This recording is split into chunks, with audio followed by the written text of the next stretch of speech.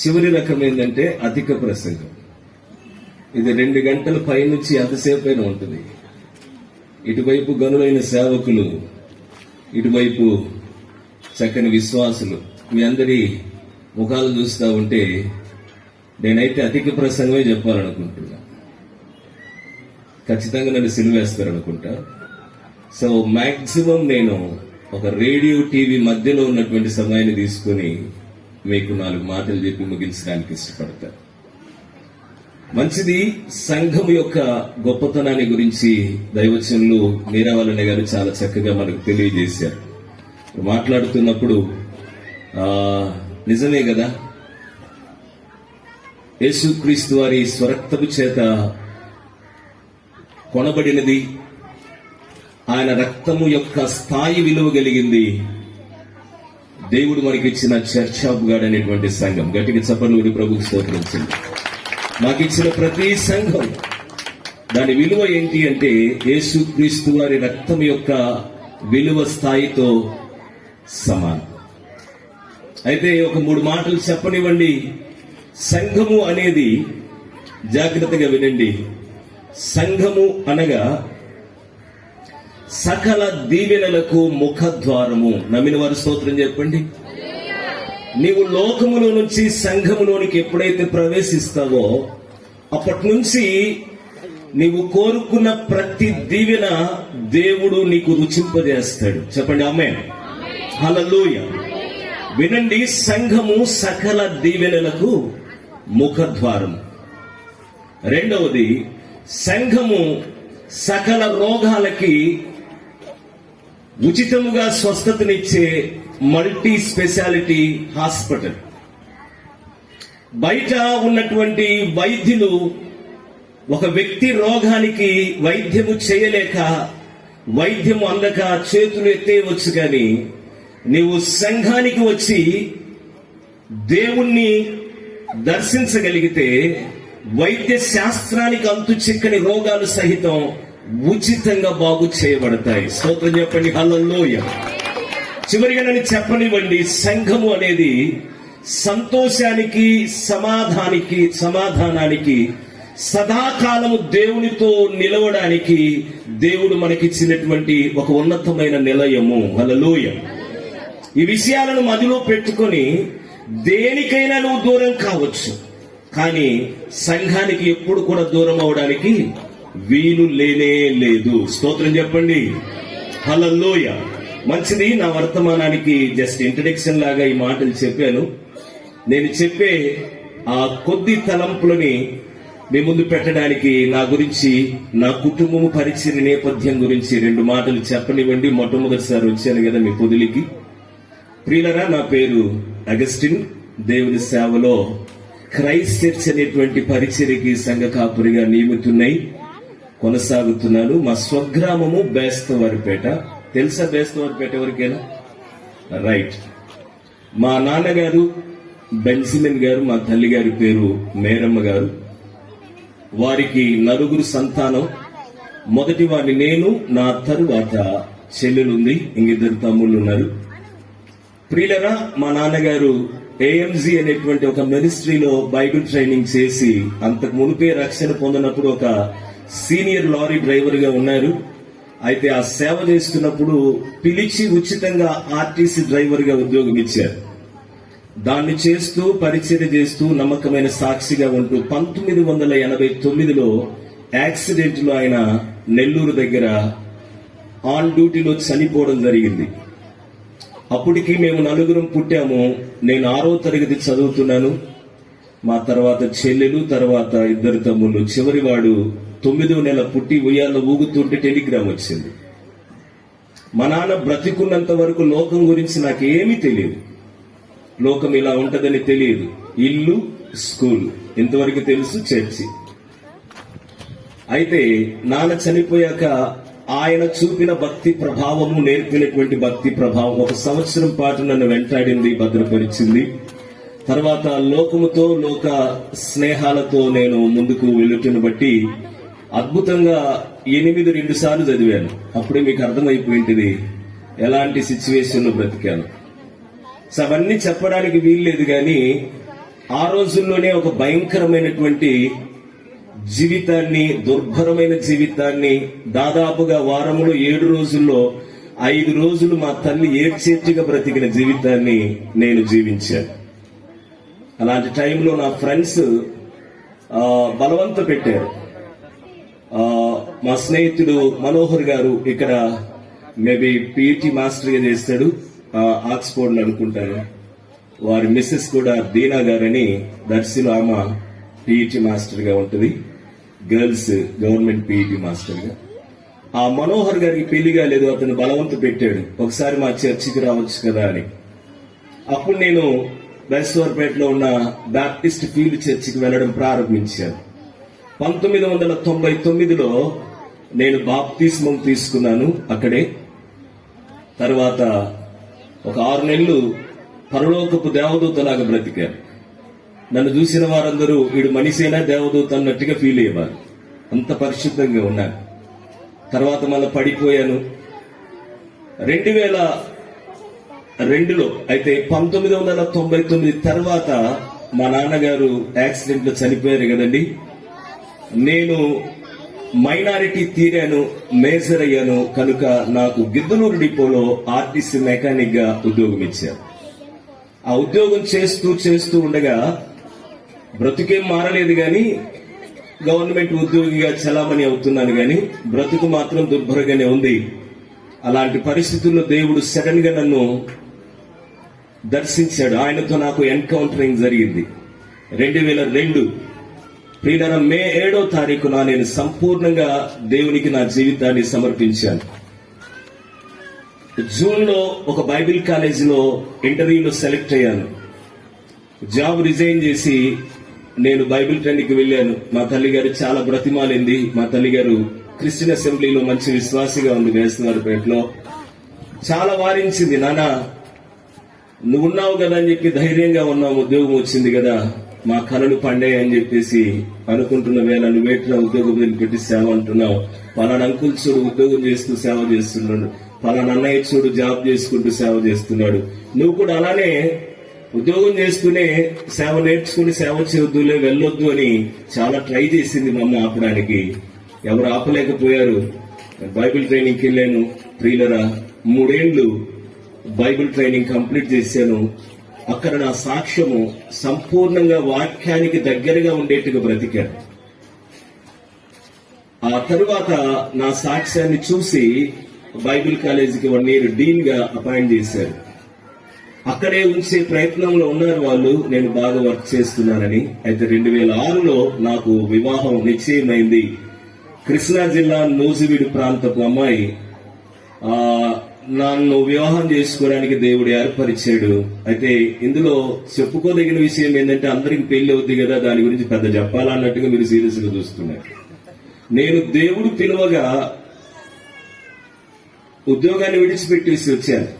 మా అమ్మ ప్రతిరోజు ఏడ్చింది. 3 ఏళ్లు ఒక్క పైసా పంపలేదు మా అమ్మ నాకు మనీ ఆర్డర్ రూపంలో.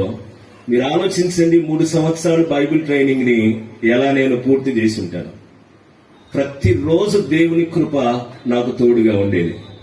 ప్రియులారా, మా అమ్మ కన్నీరు కాబోలు నాకు ఉద్యోగం ఉన్న అమ్మాయిని దేవుడు భార్యగా ఇచ్చాడు. స్తోత్రం చెప్పండి. ఆ ఉద్యోగాన్ని బట్టి నేనేమి గొప్పగా ఫీల్ అవును గాని అలాగన ఇప్పుడు ఎర్రగొండపాలెం గవర్నమెంట్ హాస్పిటల్లో నా మిస్సెస్ స్టాఫ్ నర్స్ గా విధులు నిర్వహిస్తా ఉంది. పెళ్లైంది 2006లో. 2007లో ప్రభు దోర్నాలకు వెళ్ళమని చెప్పాడు. నేను బైబిల్ ట్రైనింగ్ లో తన కొరకు తనను పెళ్లి చేసుకోవడానికి అక్కడున్న డీన్ పోస్ట్ ని రిజైన్ చేసి మళ్ళీ రావడం వచ్చింది. ఎందుకంటే 2 ఆప్షన్లు ఉన్నాయి, నా భార్య వైజాగ్ రావాలి లేదా నేను బేస్తవారిపేట రావాలి. సో వాళ్ళ తల్లిదండ్రులు కష్టపడి చదివించారు, ఉద్యోగం వచ్చింది. నా కోసం దాన్ని ఎందుకు వదులుకోవాలని చెప్పి నేనే సంస్థను విడిచిపెట్టి మరలా ఇండిపెండెంట్ గా సేవ చేయడానికి తెగించి దేవుని మీద ఆధారపడి రావడం జరిగింది. అలాగే మేమిద్దరము మరలా ప్రార్థన చేస్తూ వచ్చాం. Where is our ministry place lord, మమ్మల్ని ఎక్కడికి తీసుకెళ్లాలనుకుంటున్నారు, ఇలా ఒంటరిగా ఉండలేకపోతున్నాను నేను అని ప్రభుని అడిగినప్పుడు దేవుడు దోర్నాలకి వెళ్ళమని చెప్పాడు. దోర్నాల అనేది ప్రకాశం జిల్లాలో ఒక పేరు అనేది నాకు తెలియదు. అప్పుడే వెళ్ళాను అడవుల్లోకి. 2007లో వెళ్ళాను చివరిలో. అప్పటి నుంచి ఇప్పటి వరకు కూడా దేవుడు చాలా అద్భుతంగా నన్ను వాడుకుంటూ వచ్చాడు. దేవుడు నాకు 2 అబ్బాయిలు ఇచ్చాడు. మొదటి బాబు ఇంటర్మీడియట్ సెకండ్ ఇయర్ బైపీసీ చదువుతున్నాడు. రెండో వాడు ఫస్ట్ ఇంటర్ ఎంపీసీ చదువుతున్నాడు శ్రీ చైతన్యలో. ఇలాగున మా కుటుంబం అనేది పరిచర్య అనేది మీ ముందు క్లుప్తంగా పెట్టడానికి దేవుడు కృప చూపాడు. స్తోత్రం చెప్పండి, హల్లెలూయా. సో మీ పరిచయాన్ని ప్రభు చిత్తమవుతే ఎప్పుడన్నా వచ్చినప్పుడు తెలుసుకుంటాను ఒక్కొక్కరి పరిచయం. నా పరిచయం అయితే అలాగ పెట్టుకుని మీ పాస్టర్ గారి కొరకు ప్రార్థన చేస్తున్నప్పుడు అడవుల్లో సేవ చేస్తున్న మమ్మల్ని కూడా జ్ఞాపకం చేసుకోనండి. Okay, right. కొన్ని మాటలు మీ ముందు పెట్టి ముగిస్తాను. టైం అయిపోయింది దాదాపుగా. నేను వచ్చినప్పటి నుంచి ఇక్కడ జాన్ రాజు గారికి దేవుడు ఇచ్చినటువంటి సంఘ బిడ్డలు చేస్తున్న పరిచయను చూస్తానే ఉన్నాను. చాలా ఆనందంగా అనిపించింది నాకు. వాళ్ళని ఆయన నడిపించిన విధానము, వారు కలిగినటువంటి సమర్పణ చాలా గొప్పది. గట్టిగా చప్పట్లు కొట్టి ప్రభువుకు స్తోత్రించండి. ప్రియులరా, ఈ సందర్భంగా మీకు ఒక మాటని పరిచయం చేసి అందులో నుంచి ఒక 3 ముక్కలు మీకు చెప్తాను. పాస్టర్ గారు నాకు చెప్పారు, అందరికి ముక్కలు రెడీగా ఉన్నాయట. చప్పట్లు కొట్టరే, అందరికి ముక్కలు ఉన్నాయట. ఆ ముక్కలు తినాలి కానీ ఈ ముక్కలు తినకుండా ఆ ముక్కలు ఎన్ని తిన్నా జీవితానికి ఏ సార్థకత ఉండదు. కాబట్టి ఒక 3 ముక్కలు చెప్తాను, దానికి ఒక మంచి రెఫరెన్స్ చూడండి. వచ్చినప్పటి నుంచి మిమ్మల్ని చూస్తా ఉంటే నాకు కలిగిన ఆలోచన. కొరింథీయులకు రాసిన 2వ పత్రిక, పౌలు గారు కొరింథీయులకు రాసిన 2వ పత్రిక 9వ అధ్యాయము 1-2 వచనాలు నన్ను చదవనియండి. పరిశుద్ధుల కొరకైన ఈ పరిచర్యను గూర్చి మీ పేరు వ్రాయుటకు నాకు అగత్యము లేదు, మీ మనస్సు సిద్ధమై ఉన్నదని నేను ఎరుగుదును. అందువలన సంవత్సరము నుండి అకయ సిద్ధపడి ఉన్నదని చెప్పి నేను మిమ్మల్ని గూర్చి మాసిదోనియా వారి ఎదుట అతిశయపడుచున్నాను. మీ ఆసక్తిని చూచి అనేకులు ప్రేరేపింపబడిరి. ఒకసారి నాతో పాటు అందరూ ఈ మాట చెప్పండి. మీ ఆసక్తిని చూచి అనేకులు ప్రేరేపింపబడిరి. చెప్పండి, హల్లెలూయా. ప్రియమైన దేవుని బిడ్డలారా, ఆసక్తిని గురించి ఒక 3 మాటలను చెప్పనివ్వండి. ఈ యానివర్సరీ మీటింగ్ కొరకైనటువంటి వర్తమానము దైవజనుడు మీరావళి గారి ద్వారా దేవుడు అందించాడు. దాని కొనసాగింపుగా ఆసక్తిని గురించి ఒక 3 మాటలు నేర్చుకునే ప్రయత్నం చేద్దాం. చాలాసార్లు ప్రజల యొక్క ఆసక్తి, ప్రభువుకు వెలపటి ఉన్న వారి ఆసక్తి రకరకాల అనుభవాల మీద వారు చూపిస్తూ ఉంటారు. కొంతమంది ఆస్తిని సంపాదించడానికి తమ ఆసక్తిని కనపరుస్తూ ఉంటారు. కొంతమంది అలాగ చూసుకుంటూ వెళితే దేవుని బిడ్డలారా, పేరును సంపాదించడానికి కొంతమంది ఆసక్తిని చూపుతూ ఉంటారు. ఈ మధ్య ఉన్నటువంటి టెక్నాలజీ ప్రకారం చూస్తే నాలాంటి కలర్ ఉన్న వాళ్ళు కూడా కాస్త తెల్లగా కనపడడానికి ఆసక్తిని చూపుతుంటారు. అంటే అందం మీద, రకరకాల అనుభవాల మీద ప్రజలు ఆసక్తిని చూపుతూ ఉంటారు. అయితే ఇక్కడ మనం నేర్చుకోవలసిన ఆసక్తి, దేవుని పిల్లలుగా చర్చ్ ఆఫ్ గాడ్ లేకపోతే వివిధ పరిచర్యలకు సంబంధించిన బట్టి దేవుని పిల్లలుగా మనము వేటిపైన ఆసక్తి కలిగి ఉండాలి. దేవుని పిల్లలు వేటిపైన ఆసక్తి కలిగి ఉండాలి. ఒక 3 విషయాలు, 3 ముక్కలు అన్నాను కదా. మొదటి ముక్క, రైట్, రండి బైబిల్లో చూద్దాం దేవుని బిడ్డలారా.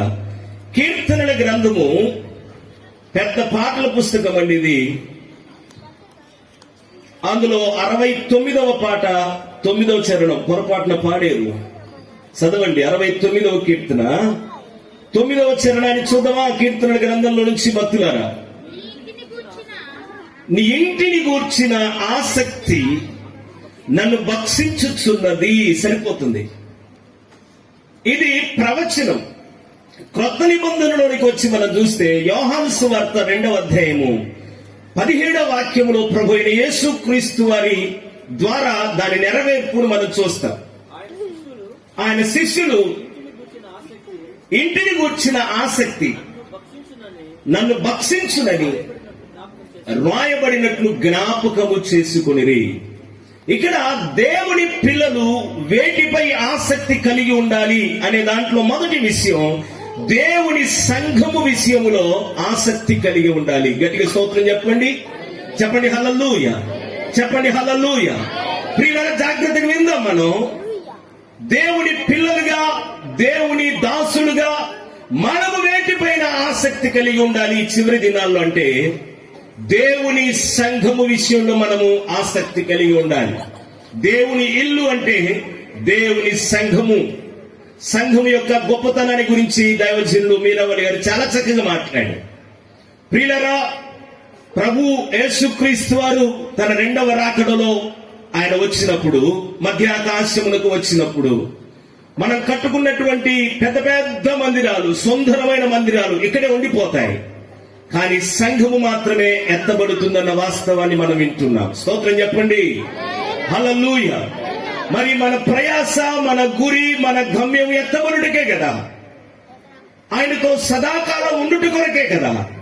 అలాంటప్పుడు మనము చూపవలసిన ఆసక్తి అంతా మొదట సంఘం విషయంలో ఉండాలి అన్నది మనం తప్పకుండా గ్రహించి కొనసాగాలి. దేవుని బిడ్డ యేసుక్రీస్తు వారు దేవుని ఇంటిని గురించిన ఆసక్తిని శిష్యులు చూసినప్పుడు ఆశ్చర్యపోయారు. ఏంటి, ఎప్పుడు చూడలేదు ఈయన యొక్క ముఖములో కోపం.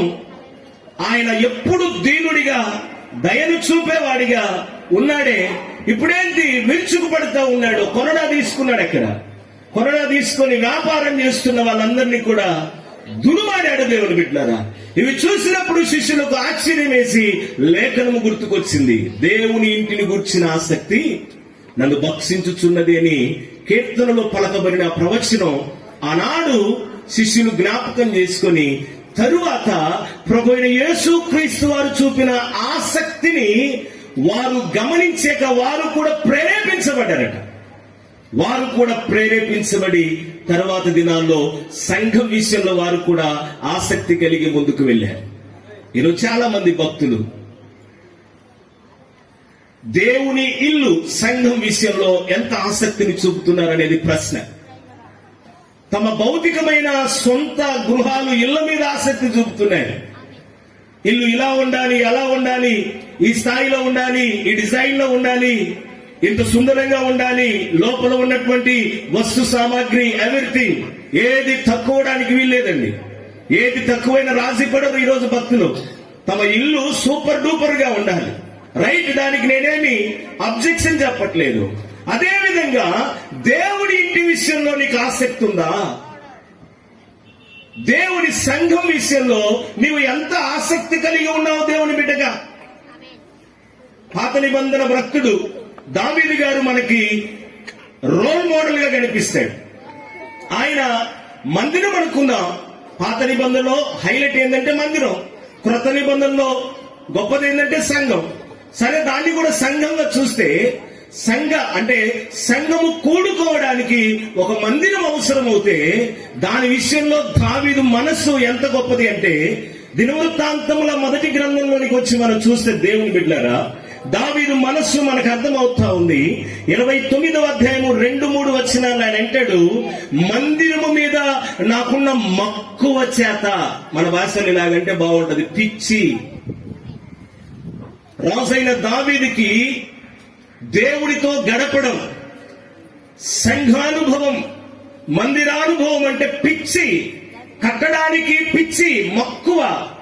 ఆ కట్టే విషయంలో ఆయన చూపిన వైఖరి, ఆ తెగింపు ఇక ప్రపంచంలో ఎవరు కూడా చేయలేనిదిగా, అందరికీ ఒక ప్రేరణగా కనిపించేట్టుగా మనం చూస్తాం దావీదు దేవుని మందిరం విషయంలో కలిగినటువంటి ఆసక్తి విషయం. ఇక తర్వాత అంటాడు 23వ కీర్తన మనకు తెలుసు. ఆ చివరి వచనంలో, చిరకాలము నేను యెహోవా మందిరములో నివాసం ఉంటాను. ఎంత గొప్ప కమిట్మెంట్ అండి. 27వ కీర్తన 4వ వచనంలో అంటాడు, ఒక వరాన్ని అడగాలనుకుంటున్నాను అంటాడు. ఏం వరం అడుగుతాడు? ఒక రాజు. మీరు చెప్పండి, ఏం వరం అడుగుతాడు ఒక రాజు? ఒకసారి ముగ్గురు కూర్చొని, కాస్త దేవుని గురించి తెలిసిన వాళ్ళు సేవకులారు వినండి, దేవుని దగ్గర ఒక వరం అడగాలని చాలా ఆసక్తి చూపారట ముగ్గురు. సరే, వారి ఆసక్తిని బట్టి దేవుడు ప్రత్యక్షమై మొదటి వాడిని అడిగాడట, అరే బాబు, ఏం కావాలి నీకు వరం అంటే, అయ్యా నాకేమొద్దయ్యా, మా ఊర్లో అందరు నన్ను కర్రోడు కర్రోడు కర్రోడు మసిబూగ్ అని అంటా ఉన్నారు. ఈ రంగు చూస్తే అట్ట అయిపోయింది, మరి నాకేమొద్దు కానీ కొంచెం నన్ను ఎర్రగా మార్చగా చాలన్నాడట. సరే అని చెప్పేసి నువ్వు ఎర్రగా అయిపోదువుగాక వరం ఇచ్చాననేసరికి వాడు అసలు మామూలు అందగాడుగానే సూపర్ డూపర్గా అయిపోయాడు. చూసుకున్నాడు, అబ్బా హాగరా ఎవర్రా నన్ను అనేది కర్రోడని, మసిబొగ్గని చూడరా నా తడాక అని చెప్పి ఊర్లోకి వెళ్ళిపోయాడు. రెండో వాడిని అడిగాడు, బాబు నీకే వరం కావాలంటే వాడు అడుగుతున్నాడు, అయ్యా నన్ను అందరూ దరిద్రుడు, నిష్ఠ దరిద్రుడు, వీడు ఒక శాపము, ఎన్ని రకరకాలుగా అంటా ఉన్నారు, నేను ఏది పట్టుకున్నా కూడా నష్టమే జరుగుతుందని ఇలాంటి పేర్లు పెట్టారు, నాకు ఏమీ లేదయ్యా, కాబట్టి నాకేమొద్దుగా నన్ను ధనవంతుని చెయ్యాలట. ప్రభువు నువ్వు ధనవంతుడు అయిపోదువుగాక అన్నాడట. అంతే వాడు అప్పటికప్పుడు కుబేరుడు అయిపోయాడు, అంటే కోటీశ్వరుడు అయిపోయాడు. ఇక వెంటనే ఎవర్రా నన్ను అన్నది దరిద్రుడని, చూడండి రా నా కథ అని చెప్పి వాడు వెళ్ళిపోయాడు. ఇక మూడో వాడిని అడిగాడు, బాబు నీకేం వరం కావాలంటే, అయ్యా నువ్వు మహానుభావుడవు, సృష్టికర్త, నీ ముందు నేను పెద్ద పెద్ద వరాలు ఏం అడగట్లేదు కానీ నాకు ఒక చిన్న వరం ఉందంటే, అది అడగరా చెప్పు నేను తీరుస్తానంటే, నాకు ఏమొద్దు కానీ ఆ ముందు వాళ్ళిద్దరికి ఇచ్చారే వరాలు అవి వెనక్కి తీసుకొని చాలయ్యా అన్నాడు. ఎందుకురా అంటే వాడు కర్రోడిగా ఉన్నప్పుడు నాకు లోబడేవాడు, ఇప్పుడు నాకు లోబడ్డయ్యా.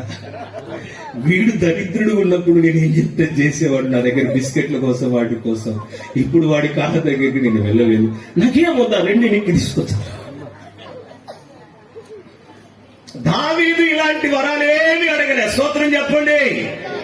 నేను యెహోవా యొద్ద ఒక వరం అడగవలచున్నాను. ఏంటంటే అక్కడ అంటాడు 27:4, నా దేవుని సన్నిధిలో చిరకాలము, జీవిత కాలమంతా ఆయన వాక్యాన్ని వింటూ ఆరాధన చేస్తూ ప్రార్థనలు గడపడానికి ఇది నాకు వరముగా ప్రసాదించు అని అడగడానికి నేను తెగిస్తున్నాను. చప్పటి ప్రభుకు స్తోత్రం చెల్లి.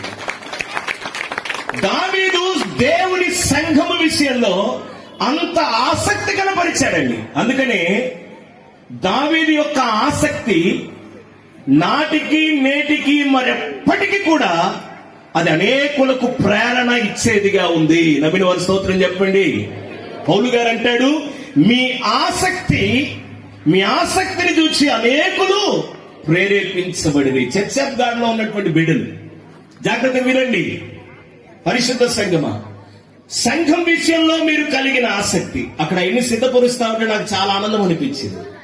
మీ ఆసక్తి ఇతర సంఘాలను సహితం, మా సంఘములో మేము ఇలాగ పని చేయాలి, సంఘం విషయంలో మా మనస్సు ఇలా ఉండాలి, మా వైఖరి, మా విధానాలు ఇలా ఉండాలని ప్రేరేపించేదిగా ఉండాలి. చెప్పండి హల్లెలూయా. మొదటిగా దేవుని సంఘం విషయంలో ఆసక్తి కలిగి ఉండాలి ఎప్పటికీ దేవుని పిల్లలు. రెండవది చదవండి ఈ మాట, అదే కొరింథీయులకు రాసిన మొదటి పత్రికకి రండి. మొదటి పత్రిక 15వ అధ్యాయము దాదాపుగా చివరి వచనం 58వ వచనాన్ని చూద్దాం. 58వ వచనాన్ని చూద్దాం దేవుని బిడ్డలారా. అక్కడ ఏముందంటే, కాగా నా ప్రియ సహోదరులారా, మీ ప్రయాసము ప్రభువునందు వ్యర్థము కాదని ఎరిగి స్త్రీలను కదలని వారును ప్రభువు కార్యాభివృద్ధి యందు ఎప్పటికీ ఆసక్తులునయుండుడి. స్తోత్రం చెప్పండి. కార్యము అనగా పని, పని అనగా సేవ. వినండి, దేవుని పిల్లలు, దేవుని పరిచారకులు కలిగి ఉండాల్సిన ఆసక్తి విషయంలో రెండవది ఏంటంటే దేవుని సేవ విషయంలో ఆసక్తిని కనపరిచాలి. స్తోత్రం చెప్పండి. మొదటిగా దేవుని సంఘం విషయంలో ఆసక్తి కలిగి ఉండాలి. రెండవది దేవుని సేవ విషయంలో ఆసక్తి కలిగి ఉండాలి. ఈరోజు మన చుట్టూ ఉన్న సమాజం ఎలాంటి పరిస్థితులు గుండా వెళ్తుందో మనకు తెలుసు. సామెతల గ్రంథంలో ప్రభు ఒక మాట చెప్తాడు.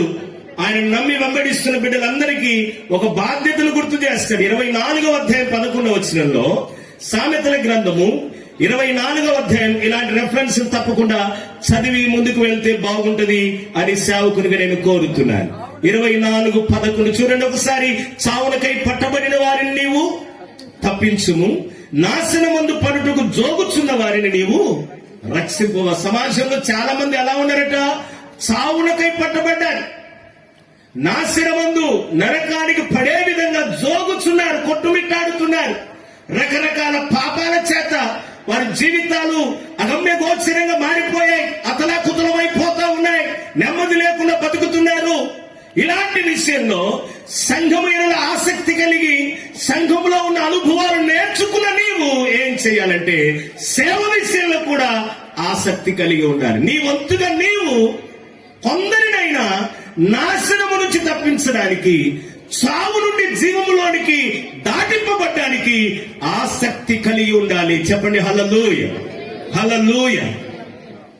ఇలాంటి సువార్త పరిచర్యలు జరుగుతున్నప్పుడు, దేవుని పని నిమిత్తము ఏదైనా సంఘము ఒక కార్యాన్ని తలపెట్టినప్పుడు, సంఘములో ఒక సభ్యుడిగా సభ్యురాలిగా ఉన్న నీవు దేవుని బిడ్డ ఆసక్తి కనపరచాలి. దాని కొరకు నీ వంతుగా ఏదైనా చేయడానికి తెగింపు కలిగి ఉండాలి. అలాంటి వారిని బట్టి దేవుడు సంతోషపడతాడు. ఒకసారి ఒక గుడ్డి అమ్మాయి అట, కళ్ళు లేని గుడ్డి అమ్మాయి, తనకు దగ్గర 19 ఏళ్ళు ఉంటాయి. పాస్టర్ గారు అనౌన్స్ చేశాడు, 3 రోజులు సభలు పెట్టబోతున్నాం, ప్రార్థన చేయండి, మీ వంతు సహకారం ఇవ్వండి అంటే, అమ్మాయి వచ్చి ఒక లగేజ్ కవర్ లో కాస్త కానుక పెట్టి పాస్టర్ గారి చేతికిచ్చి, అయ్యగారు నా కొరకు ప్రార్థన చేయండి, ఇవి ఈ సభల కొరకు వాడండి అంటే, ఆ అమ్మాయి ఎదుటనే ఓపెన్ చేసి చూస్తే 3,600 రూపాయలు ఉన్నాయట. చాలా రోజుల క్రితం జరిగింది ఇది.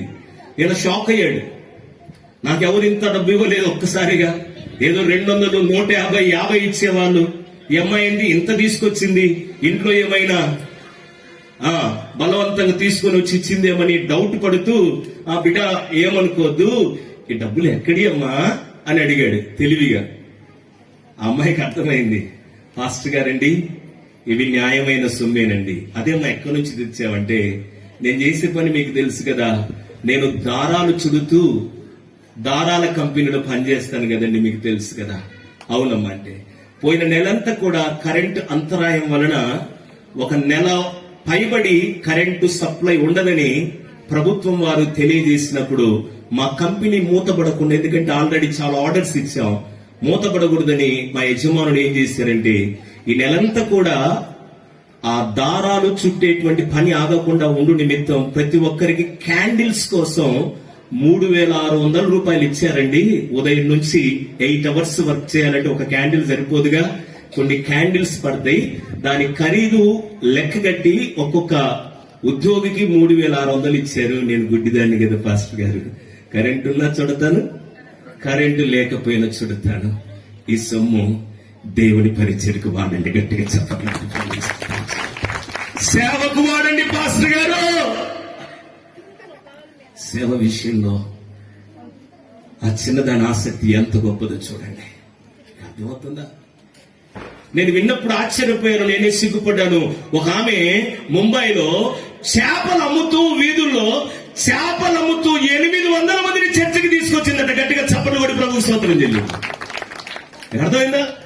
చేపలమ్మో, చేపలు పక్కెలో, బురద బట్టలు.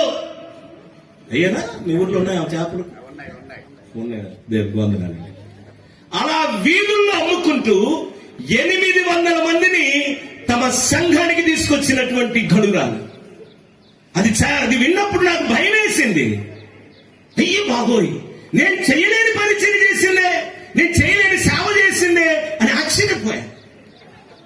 ఒకసారి మన గురించి మనం ఆలోచన చేద్దాం. సేవ విషయంలో ఎంత ఆసక్తి ఉంది మనకి. ఆసక్తి ఉంటే నశించిపోతున్న ప్రజలను చూసినప్పుడు నీ హృదయం ఎలాగ స్పందిస్తుంది? పోతే పోనీలే. కొంతమంది చూస్తా ఉంటాం, ఇంటి ఎదురుగా తాగుబోతుంటే భయంకరంగా ప్రవర్తిస్తా ఉంటే జనరల్ గా మనకు ఎలాంటి ప్రతిస్పందన కలుగుతాయి వారి గురించి? నిండు 100 ఏళ్లు వర్ధిల్లునుగా కంటమా. ఈ తాగుబోతుడు మాకు నిద్ర లేకుండా చేస్తా ఉన్నారా, వీడు పెందలాడి చచ్చిపోతే మాకు ఈ పేడ విరగడవద్దని చాలా మంది భక్తులు కూడా కోరుకుంటారు. ప్రియుల దేవుని మనస్సు ఏంటంటే, ఎహెజ్కేలు 18:23 ప్రకారం, ఒక దుష్టుడు తన దుష్టత్వములోనే ఉండి మరణించడం నాకు సంతోషం కాదు. దేవుని సంతోషం ఏంటంటే, నాశనానికి జోగుచ్చున్న వారు రక్షించబడాలి, పరిశుద్ధులవ్వాలి, సంఘ సభ్యులవ్వాలి, రాకడలో ఎత్తబడే గుంపులో ఉండాలి అని దేవుడు కోరుతుంటే దానికి నీ సహకారం ఎంతైనా అవసరం కదా దేవుని బిడ్డ. అలాంటి వారిని చూసినప్పుడు నీ హృదయం, నా హృదయం పరితాపంతో నిండిపోవాలి. ప్రభువా, ఏ విధము చేతనైనా వారు మా సంఘానికి రావాలి. ప్రార్థన చేస్తూ ఉన్నామా? సేవ విషయంలో ఎంత ఆసక్తిని మనము చూపుతున్నాం అనేది చాలా ప్రాముఖ్యమైనటువంటి విషయం. నేను దాటుకొని వెళ్తున్నాను. 3వ మాట చెప్పి నేను ముగించే ప్రయత్నం చేస్తాను. దేవుని బిడ్డలారా, మీరు చాలాసేపు నుంచి కూర్చున్నారు. నిలబడి ఒక పాట పాడినా బాగుండేది, కానీ మూడవది నన్ను చెప్పనివ్వండి. పౌలు గారు అంటారు కొరింథీ సంఘాన్ని గురించి, మీ ఆసక్తిని చూసి అనేకులు ప్రేరేపించబడిరి. మేము కూడా అలా ఉండాలి, మేము కూడా ప్రభువుకు సొంతం అవ్వాలి, మేము కూడా సంఘ సభ్యులం అవ్వాలి, మేము కూడా ఆయన సొత్తైన గుంపులో ఉండాలి అని మీ ఆసక్తిని చూసి అనేకులు ప్రేరేపించబడిరి. చర్చ్ ఆఫ్ గాడ్ లో ఉన్నటువంటి బిడ్డలు, ఆయా సంఘ పరిచర్ల నుంచి పిలువబడినటువంటి మనందరం కూడా ఆసక్తి విషయంలో ఇతరులను ప్రేరేపించే స్థాయిలో భక్తి చేయాలి. స్తోత్రం చెప్పండి. దాని కొరకు మొదటిగా దేవుని సంఘ విషయంలో మనం ఆసక్తి కలిగి ఉండాలి. రెండవది దేవుని సేవ విషయంలో ఆసక్తి కలిగి ఉండాలి. ఫైనల్ గా మూడవది, కొరింథీయులకు రాసిన 2వ పత్రికలోనికి రండి. 7వ అధ్యాయము 7వ వచనాన్ని చూస్తారు ఒకసారి.